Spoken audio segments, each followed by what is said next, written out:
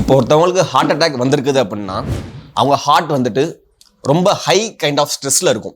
So already ரத்த ஓட்டம் அடப்பு ஏற்பட்டிருக்குது.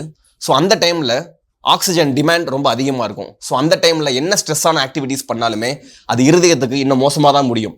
ஸோ இந்த மாதிரி பீரியட் ஆஃப் டைமில் இல்லை நான் மதுரை போவேன், இல்லை நான் லாங் டிஸ்டன்ஸ் போய் ட்ராவல் பண்ணி அந்த பெரிய ஹாஸ்பிட்டல் அட்மிட் ஆகணும் அப்படின்னு பண்ணுறப்ப என்ன ஆகுது அப்படின்னா இருதயத்துக்கு இன்னும் ஸ்ட்ரெஸ் ஆகுது, மூச்சு திணறல் ஆகுது.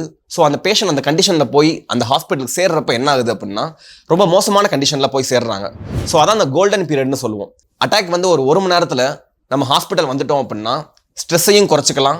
ஸோ என்னோட வேண்டுகோள் தேனி மாவட்ட மக்களுக்கு சிறிதளவில் சிம்டம்ஸ் இருந்தாலும் ஒரு நெஞ்சு வலியோ இல்லை வேர்க்கிறதோ இல்லை நடக்கிறப்ப மூச்சு வாங்குறதோ இல்லை லெஃப்ட் சைடில் ஷோல்டர் பெயினோ இது எது இருந்தாலுமே ஒரு இசிஜி எடுத்து பார்த்துட்டு கன்ஃபார்ம் பண்ணி நம்ம தேனியில் நம்ம கிருஷ்ணமால் மருத்துவமனையில் 24 hours service, 24 hours ICU service, 24 hours intensivist and emergency physicians, 24 hours available cardiologist and ICU train staffs இருக்காங்க.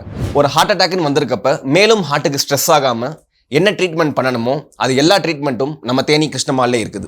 மற்ற பிரச்சனைகள் பார்த்தோம் அப்படின்னா மூச்சு திணறல் யார் யாருக்கு வரலாம்? நுரையீரல் பிரச்சனைனால மூச்சு திணறல் வரலாம், இருதய பிரச்சனைனால மூச்சு திணறல் வரலாம், மற்றும் கிட்னி பிரச்சனைனால மூச்சு திணறல் வரலாம். கிட்னி பிரச்சனை பொறுத்த வரைக்கும் நம்ம கிருஷ்ணமால் மருத்துவமனையில் 24 மணி நேரமும் டயாலிசிஸ் சிகிச்சை செய்யப்படும்.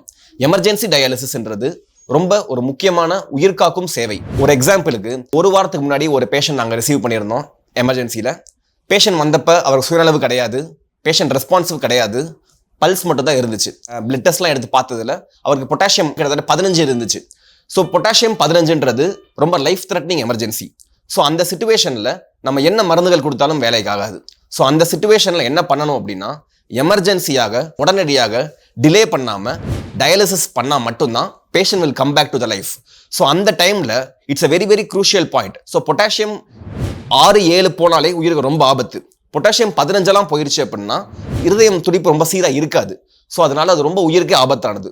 ஸோ அந்த டைமில் டயாலிசிஸ்ன்றது ரொம்ப உயிர்காக்கும் சேவை. ஸோ அந்த பேஷண்ட் வந்த உடனே கீழே எமர்ஜென்சியில் வச்சே பேஷண்ட் வெண்டிலேட்டரில் போட்டு டயாலிசிஸ் கத்தீட்டர் போட்டு உடனடியாக டயாலிசிஸ் எடுத்து பேஷண்ட் அடுத்த நாள் சுயநலவு திரும்பி பொட்டாசியமே 4.5க்கு வந்து பேஷண்ட் 5 நாளில் டிஸ்சார்ஜ் ஆகி வீட்டுக்கு போயிட்டாங்க. ஸோ இது வந்துட்டு not even about hour, it is about fraction of minutes to hour. So இந்த பேஷண்ட் வந்து ரெக்கவர் ஆகி வீட்டுக்கு ஒரு 5 to 7 நாளில் போயிட்டாங்க. ஸோ இது மாதிரி ரொம்ப தீவிரமான சிகிச்சை மற்றும் அவசர சிகிச்சை எல்லாத்துக்குமே நம்ம கிருஷ்ணமால் ஹாஸ்பிட்டலில் 24/7 டாக்டர்ஸ் அவைலபிளாக இருக்காங்க. 24/7 emergency physicians available, 24/7 dialysis and ICU staffs எல்லாமே ரொம்ப ஆக்டிவாக இருக்குது.